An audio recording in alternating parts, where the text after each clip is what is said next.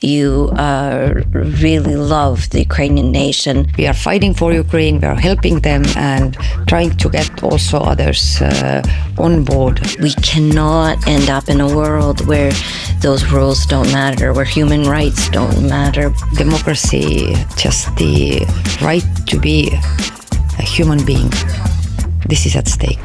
Annely Kolk is a seasoned Estonian diplomat. Since 1999, she has served in Estonia's Ministry of Foreign Affairs, starting in the legal department. From 2007 to 2010, she represented Estonia at the UN in Geneva. She was Undersecretary for Legal and Consular Affairs, then Ambassador to Turkey, also accredited to Iran and Azerbaijan. Since August 2023, she's been Estonia's Ambassador to Ukraine, firmly supporting Kyiv's fight for freedom and integration into the EU and NATO. Fluent in English, Russian, Finnish, German, and French. Good morning, Dobry ranok. I'm Natalka Cmoc. This is Off the Record. Today I'm here with Ambassador Annely Kolk. She is the Ambassador of Estonia to Kyiv. I am super thrilled that you're here with us today. I'll just start off by saying that we were, in fact, we presented our credentials on the same day. Yes, we so did. It's very exciting. So, how are you? Oh, thank you so much, Natalka, for inviting me. It's a great pleasure and honor because I'm a huge fan of your podcasts. I was waiting for that. And yes, we presented at the same time. So Yes, it's a same sign day. that Yes, we have it's a sign. connection. Yes. We have both been here 2 years and 2 months. And it has becoming harder and harder for the Ukrainians, which means we have to be stronger and stronger to support them. Yes. And I should probably then, this is a good time to say that today we're recording on October 22nd. The reason I asked how Annely is doing is because it was a very difficult early morning. So on October 22nd, Russia had a massive attack that affected 10 oblasts. Has so far that we know, as of now, 10 a.m., that at least 6 people have died. Many have been injured. Devastated to hear that a 37-year-old mother with a 6-month-old and a 12-year-old child died merely maybe an hour or so ago. Yes. It is absolutely tragic. So we were talking all morning just now before we turned the cameras on about sleep deprivation, how we're tired, making, light of my camera didn't recognize me. I thought that was my phone didn't recognize me. But it's trying to make light in a very, very tragic time. And so, being that this is a show that we talk about what diplomats talk about, what do they really talk about? This is what we talk about. We are grieving, we are sad, Yes. along with Yes. Ukrainians. And I know you speak of this very passionately. You really love the Ukrainian nation. Maybe, was it always like that, or was it because since you've been here? No, actually, it has been always like that because I have liked Ukrainian history, literature, and when there was an opportunity to become an ambassador to Ukraine, I was so thrilled, and I still am. And during these 2 years here, I've learned a lot. I think in any other country it would take 5 years, but here with these 2 years, I'm not even talking about this resilience, but how they are coping with everything. Like you said, we had a very tragic night tonight. They were injured, killed. The aggressor attacked the railway infrastructure, energy infrastructure, even in Kyiv. Yes. And then still in the morning you see, people going to work, going to school, and every morning exactly at 7 o'clock, despite the air alerts or attacks, I saw the garbage car coming on time every morning. And this is a sign for me that if they are coping and living. So I have nothing to complain. And so it has been, in a way, incredible 2 years. Also difficult to see all this suffering of Ukrainians, to do our work as good as we can under these circumstances. But I really admire and honor Ukraine. You are, if you don't mind me describing a little bit, this is not your first ambassadorial post. You've been posted elsewhere, also challenging situations. You led the legal department for your government, for foreign affairs at least. I've heard you speak very passionately. So maybe before we come back to Ukraine, maybe tell us a little bit about your previous postings and what you took away from there that might be applicable or helpful for you here in Ukraine. Oh, definitely. Yes, I've been working in foreign service for 26 and a half years. Mm-hmm. And I started, yes, with the legal department because I'm an international lawyer by profession. And human rights, correct? Yes, human rights. And I was posted to Geneva, to the United Nations Human Rights Council. And there I realized how important are human rights. And it also, why are they important? I mean, it sounds like a simple question, but because why? It's why? Human. Mm-hmm. It's human. It's humanity. And we all have our rights, and we have to know that we have our rights, and everybody should freely be able to exercise their rights. And in UN, when the whole world is there I realized that it's not obvious to everybody. And then I became even more passionate about all these justice and then I was also the Director General of Legal Department. Then I was Vice Minister for Legal and Consular Affairs. But that was also especially these consular affairs. Mm-hmm. You have these difficult cases with difficult countries. Estonia is a small country. We don't have embassies around the world. And to have negotiations with the countries, we don't have even sometimes diplomatic relations. So that taught me a lot. And also at that time, it was before 2014, we negotiated with the Russian Federation many agreements, and I also participated in these negotiations. Mm-hmm. And you speak 6 languages. I just want everyone to be aware of that. That's very impressive. Well, that's the that's must for a small country with 1.3 million people. 6 languages, though. That's very impressive. So we are waiting the whole world to start speaking Estonian, but unless this happens, we have to do this. Yes. And I had this dream, or not dream, but every time when I'm posted somewhere, I need to learn mm-hmm. that country's language, because it's an honor for the country I show, and also I can talk with people on the streets. Mm-hmm. And I can understand, the newspapers, and if you know the language, it also helps you with the mindset. And that's true.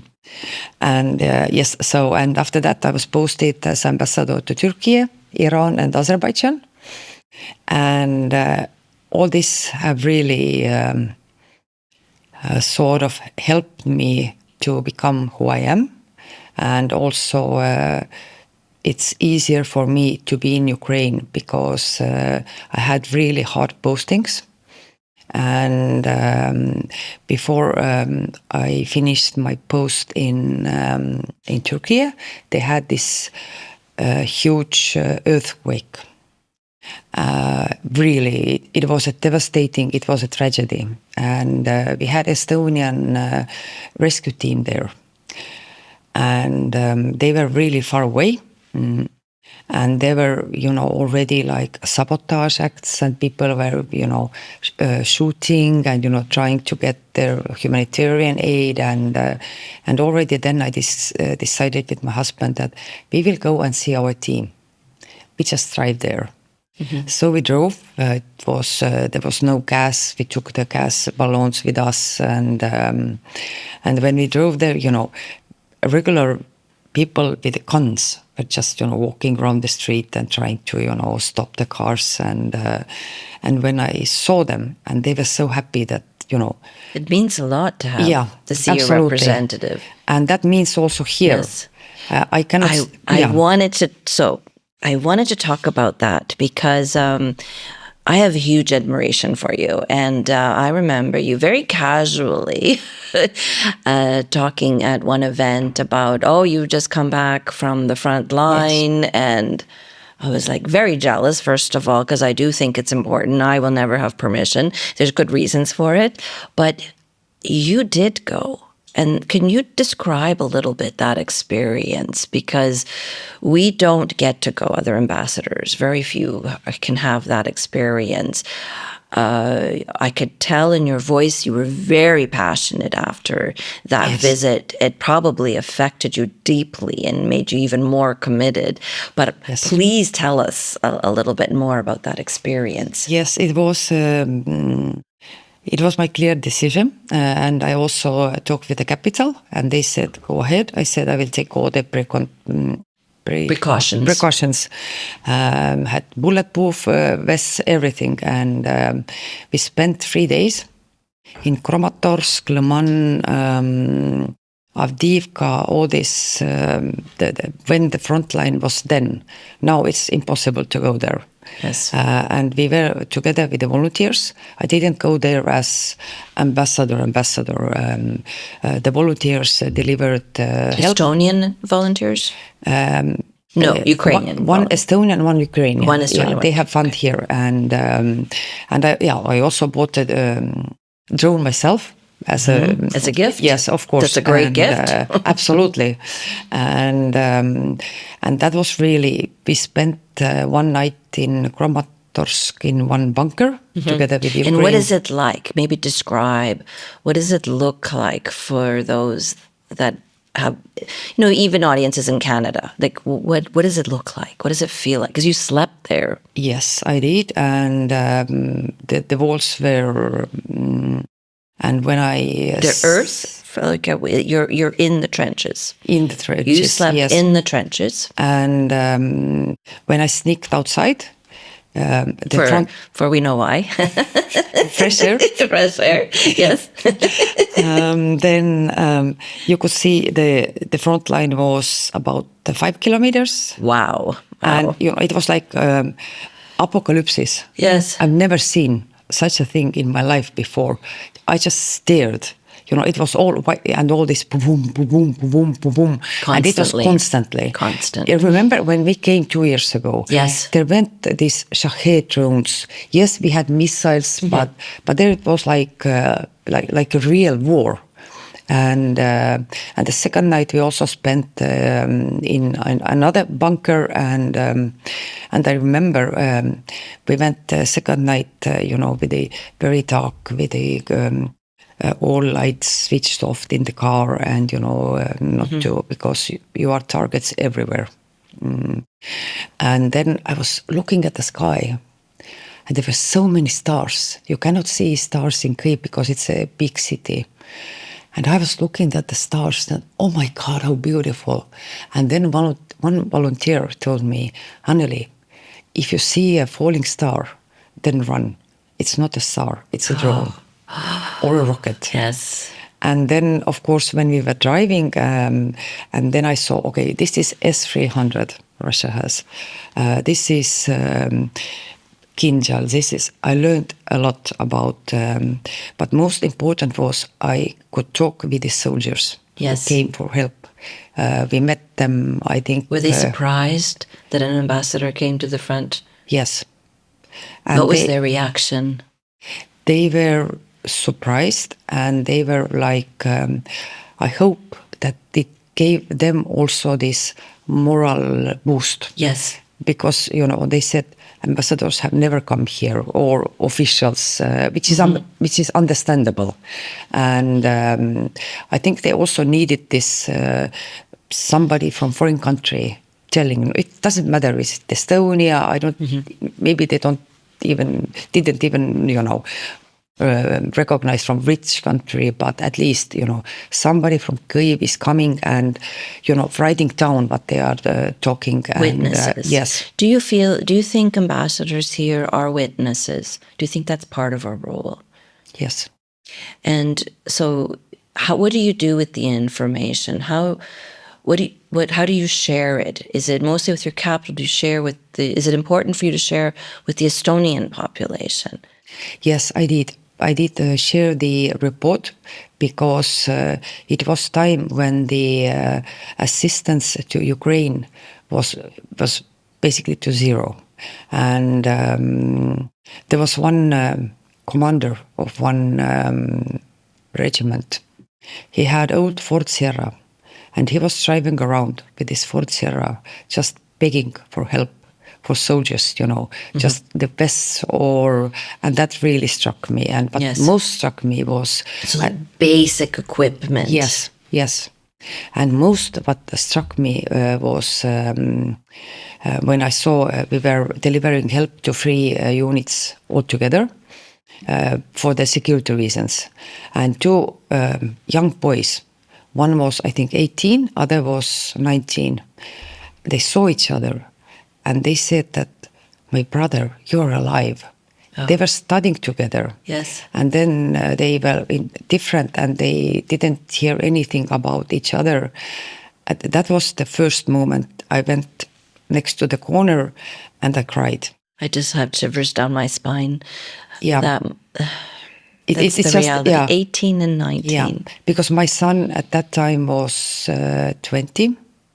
Yes. And I just realized that I would never want my son to greet his friend in those such conditions. Yes, and then it was really emotional, and that also gave me this feeling that I need to go outside Kyiv and to witness all this. I wrote a report to the capital, and even my foreign minister read out extracts from my memo during the Foreign Affairs Council, that my ambassador went there and they are really, out of ammunition and out of everything. And I hope really that it helped. Mm-hmm. And I'm sure it did, Annely. You were very convincing. I also admire you, not just for going to the front, but whenever I hear you speak.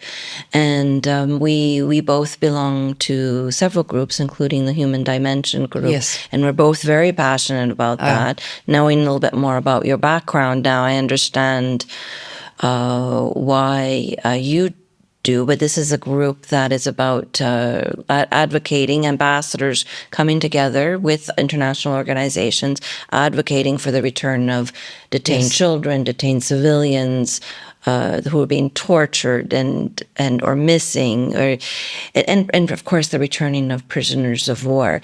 And I'm giving you a platform here as well because I've heard you speak about this. This is another area that your whole heart and soul, I can hear it in your voice. Yes, and here I have to tell that I really admire you a lot. And also previous Norwegian ambassador, Mr. Lubinets, because you were really passionate about all this working group number 4. Everything you told there, I could see, and that also inspired me. And once when we had, you had this. The people who were rescued from the occupied territories, when they talked about their sufferings, you could see the whole room were in tears. And then there was a silence. You said, do the audience wants to ask something? And everybody was, I think, shocked. And I just spontaneously, I felt that I need to. It's just they're coming, and also because I've lived under Soviet occupation, I know all the history of my family, my grandparents, deportations, that was always an issue in our family. And to see that it happens again, it's just, for me, it's how to say, maybe it's not correct word, but it's surreal that this is real in Europe in 21st, not even in Europe, in 21st century, that all this is coming back again. It must be very painful for Estonians because, and you do talk about this quite a lot, that we have to prevent this from happening again. So I feel it in you. Maybe tell us a little bit about what Estonians still remember, you remember, and others remember. What did Russia do in Estonia? Well, in the beginning of the occupation, they did everything that they are. This is from after World War II? Yes. Okay. That they are doing here. They deported tens of thousands of Estonians to Siberia, small children without parents, mostly the intelligentsia. They just killed the officials, and so that was a tragedy for a small country. How big is Estonia? How many people are in Estonia approximately? Well, 1.3 million. Oh, that's a small country. Yes, 1 million Estonians. So 10,000 and 1 million is significant. It's more. It was more than 10,000. 20,000, 30,000. Wow. So many people were killed, and of course my grandparents told me about this, and there were other, if you sang old Estonian song, you could get imprisoned. My father was imprisoned 3 times because he came back from some party, started singing, and of course, yes, he was arrested there. That's crazy. And and like you said, this happens now. There's a young woman who just recently was taken for singing. Exactly. It seems surreal. If you feel like if a movie came up with this, nobody would believe it. But here it is. We're living in a world where people are being taken for this. But we lived under this Iron Curtain. So the best word, actually, they didn't know. But when I look back, what was happening there, and I was also grew up during Soviet times, and what is happening here? Here I see it's there is some hate, this huge hate of the aggressor state against Ukrainians. I didn't feel. In Estonia, you mean? Yes. I mean all the occupied countries, but here it's this rage and this brutal, and so this is different, and that hurts me really a lot, because I remember what happened to us, but here I see it's just undescribable. Are there Russians still living in Estonia? Yes, we have Russian-speaking minority, and they are getting there are less and less of them. Yes, yeah, because we have really gone over to Estonian language, so they need to make Estonian language test to get the Estonian passport. But as they are considered the long-term residents of the European Union with these grey passports, they don't want Estonian passport as well, because then they can travel freely to European Union, to Russia. Yes, we have them, but we have also very many Russian-speaking people, but who are Estonians. So I don't see there is a problem, and we still believe very strongly in NATO, in European Union. That's why we struggled, and sometimes people ask, you are doing it because Russia is your neighbor. I mean, you are helping, and you are afraid of this. No, we don't do it because of that. Russia has always been our neighbor, and we know what they're capable of. And we are in NATO, we are in European Union. We are doing this to help Ukraine. It's human, and it's our obligation. We respect the Charter of the United Nations. We have worked hard after the Second World War to bring the, world order, everything. And then one country, which is also member of the Security Council, just splits to everybody. Yes. And so this is, as a human rights and lawyer, it's shocking. Yes. It's really. And I think that's really what we want to emphasize here, is that all tragedies aside, because they're horrible on their own, yes, but we cannot forget that we are also collectively fighting for that world order that was so critical to establish after World War II. We cannot let that go. No. We cannot end up in a world where those rules don't matter, where human rights don't matter. We need to protect that above all. And the other aspect that I think is very critical is protecting the right for Ukrainians' self-determination. Absolutely. They should determine Absolutely. their own history, their own path, their own governance structure. They have chosen democracy. They have chosen the system that they have. And those are values that our countries definitely align with. And we need to stand with Ukraine for that reason as well. Absolutely. And actually, it's the whole world. I think that all members, most of the members of the United Nations, they also don't want neighbors to, just change borders by force. We all respect the Charter of the United Nations. Everything is there, and so this is what the world must understand.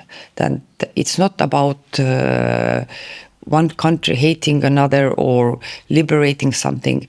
It's just, changing borders by force with no consequences.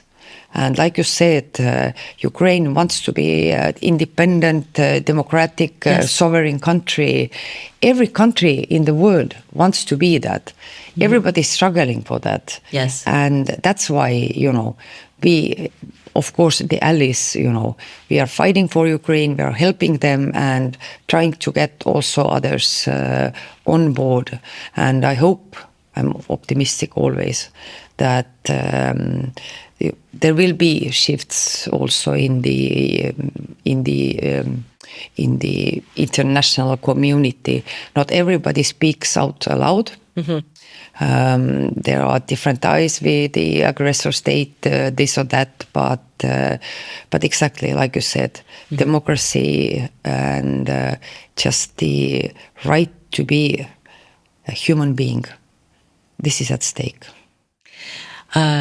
So what for you is your current priority in Ukraine, or your country's priority, whichever you would like to talk about? What are you focused on? Well, actually, we have decided already since the beginning of full-scale war, and even in 2014, that we help in every field.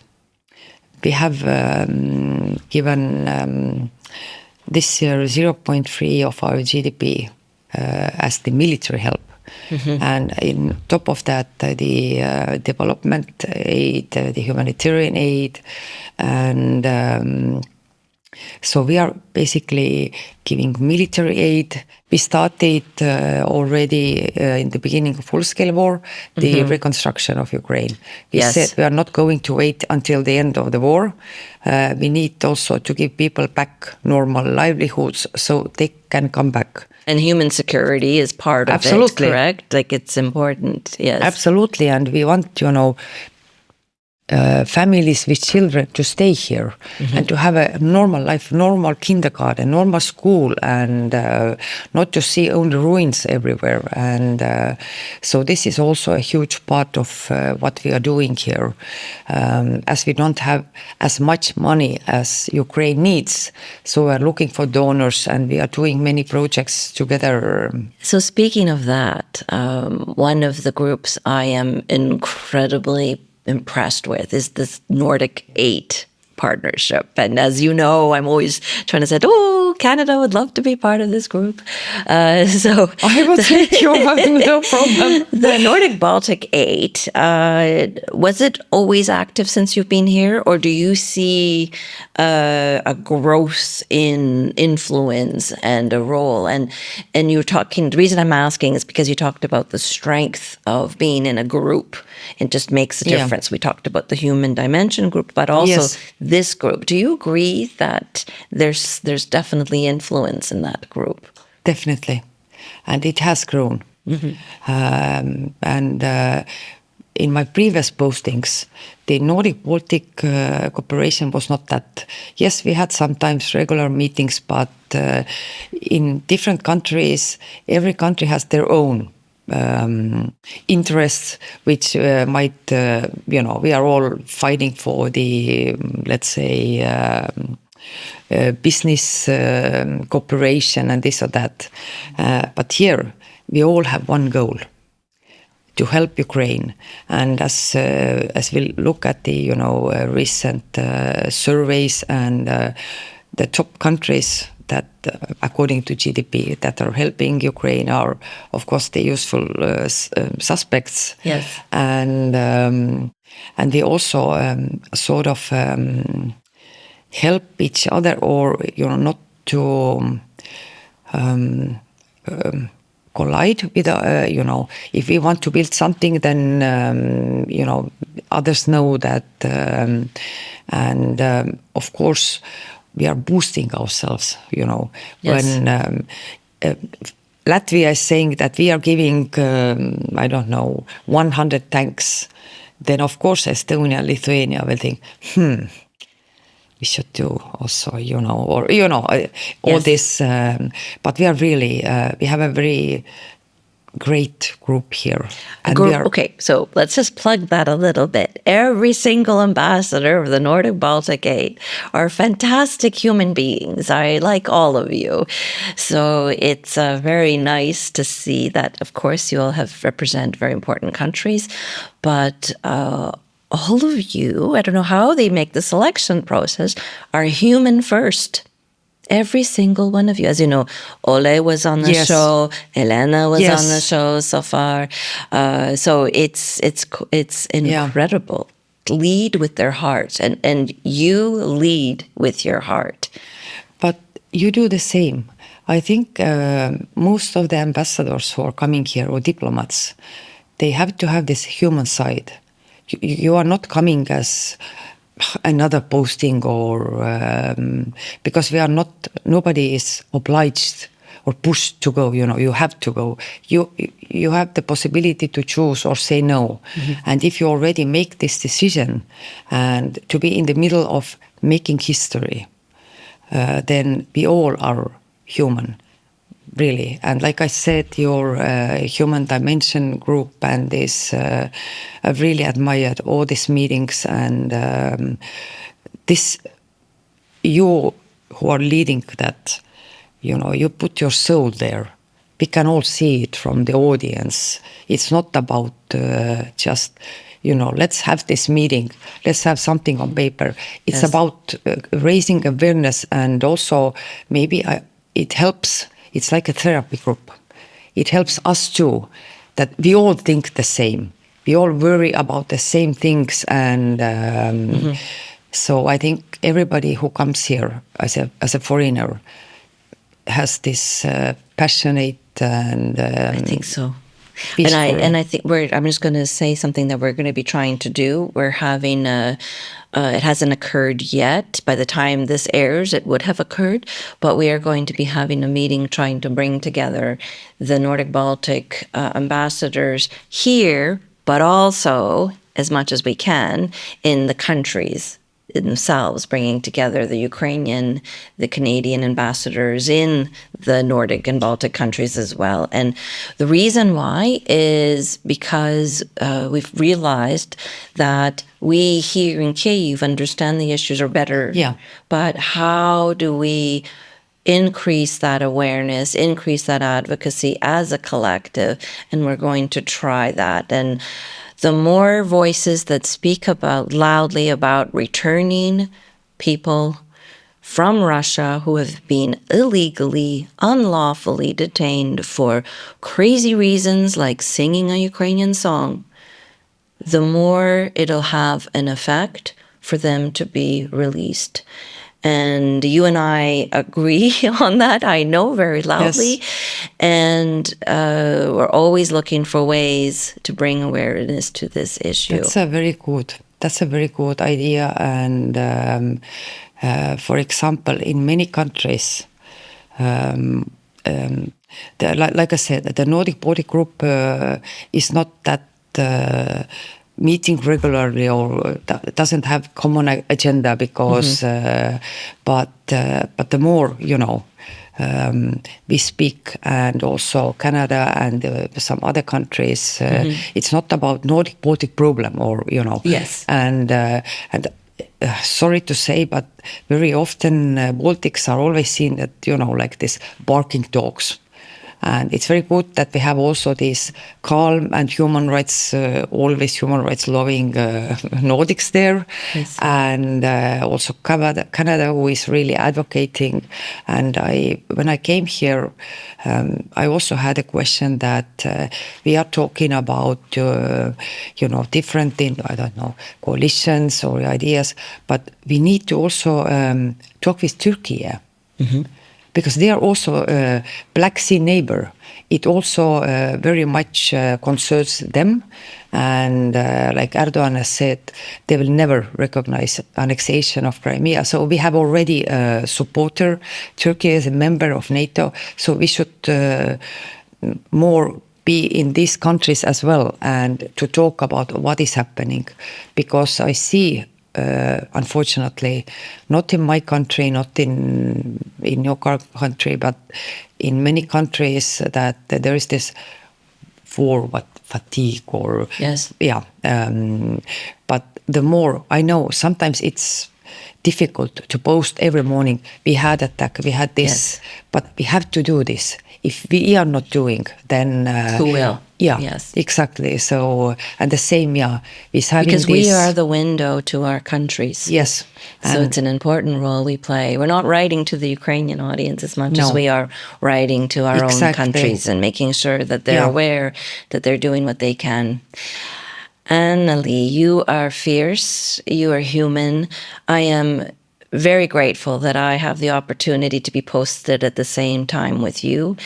I really appreciate you coming in and having a conversation with me today on a very difficult morning. Thank you for being here. Thank you for joining us. It was such a pleasure to talk to you, and I'm really grateful that you shared so much from your personal views as well today. Thank you so much, Natalka, for inviting, and I hope that it will also give some more ideas to others who are listening. And like I said, huge admiration to you that you are doing this podcast, everything that you are doing, and not because we are female ambassadors. It's just you are a very good friend. And I admire also your spirit and the human side to help Ukraine. Well, here's to the human side. Do перемоги. Do перемоги. Do перемоги. So I'm Natalka Cmoc. I've had the pleasure to speak with Annely Kolk, the Estonian Ambassador to Kyiv. You're listening to Off the Record. Thank you very much for joining us today.